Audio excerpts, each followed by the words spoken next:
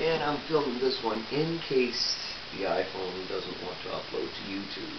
So far, not good. I thought I'd bring you up to date on my health condition, since there's several things that have gone through these last few months. And I finally got to see my naturopath again this past Saturday. And he gave me a little bit of surprising information regarding one of my food additives of choice, if you want, or ingredients. I told you the last time that I discovered the joys of juicing red cabbage, and it's really worked wonders for me, but I don't take it anymore. I'll explain why in a few seconds. Or actually, I can go through it right now. After speaking about cabbage juice, I continued taking it to great results, and then I noticed, while visiting my parents in October, that several days had passed and I hadn't evacuated anything. Period. I'd only urinated, but I hadn't done anything else that required a washer. So after about 2 or 2.5 days of this, I stopped taking the cabbage juice just out of curiosity. The day after, I evacuated everything. It seemed normal. A couple of days later, I started getting problems again, gas problems, so I started taking cabbage juice. Great. So for the next month and a half, bouncing back and forth between taking it, not taking it, adding it to foods, and getting fresh juice to replace the juice that I had in the fridge for a couple of weeks. The age of the juice itself didn't seem to cause that much of a problem until it was about 3 weeks old, 4 weeks old. It could keep quite a while, actually, depending on how fresh you got the cabbage, though.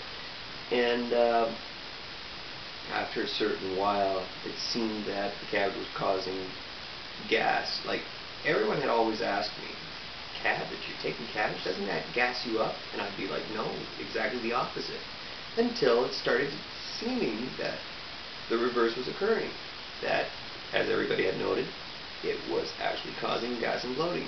So I decided to try to take it out of the system, and felt better. Then a little while later, I was noticing similar things about the fish oil that I was taking. So I tried taking that out of the system, even though it had omega-3s and 6s. Again, great. And then there were the probiotics that I was noticing might be causing me problems, so took that out. The weird thing was that everything that I was taking to help me get better seemed to be causing problems. Maybe my body didn't need it anymore. That's possible. And so I successfully made it to my favorite naturopath this past Saturday and related my story with him. And he told me something very interesting about cabbage that I didn't realize.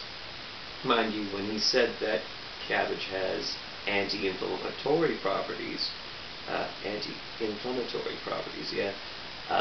that took me as no surprise. But it's when he mentioned cabbage also has glutamine. That's when I was like, at one of my whoa moments.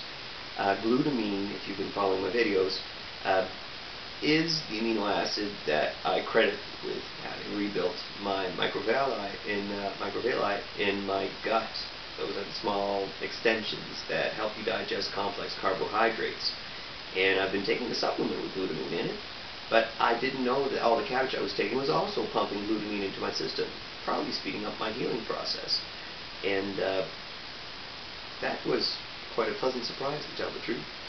And one thing that I started doing about 2-3 weeks before going to the naturopath, I shared with my naturopath because I feel it might have helped. Being a blood type O and being considered the meat eater, so to speak, of all the blood types, I was wondering if my diet or lack of food intake or lesser food intake could be causing problems. Because I was kind of noticing when I was getting most hungry was when I get gas pains or stuff like that. And if I ate afterwards, that's when I'd have the most problems with my food. So I decided to increase my food intake.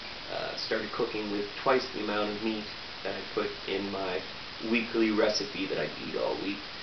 So mixing up beef, bringing in beef, chicken, pork, with the rice that I cooked, basmati rice, jasmine rice, with the tomato sauce, crushed tomatoes, I started having problems with garlic and pepper, I think, so I took those out, just using sea salt actually.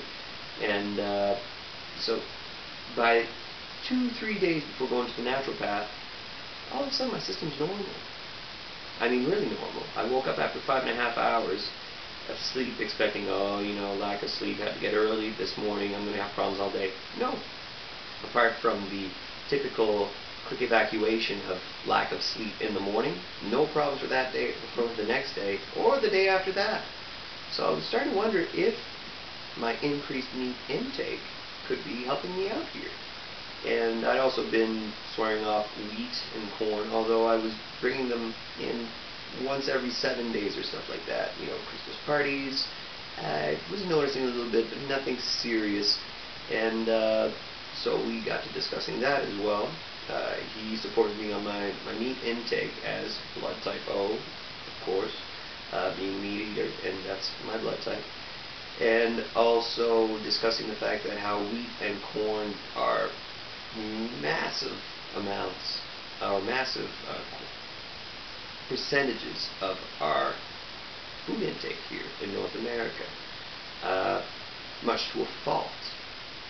I should say that I previously said that naturopathic medicine believed that the least bit of a substance that causes problems to you that you get into your system's going to react against it. My naturopath corrected me this past weekend. He identified that as the homeopathic way of thought. The naturopathic way of thought means everything in moderation. And in the case of wheat and corn, definitely haven't been moderate in our consumption of it. He related the story of how he'd gone to visit family overseas, and after 3 days of eating croissants and drinking espresso, he was thinking out loud, if I was doing this back home, I would be having problems with my system. And his cousin, without thinking about it at all,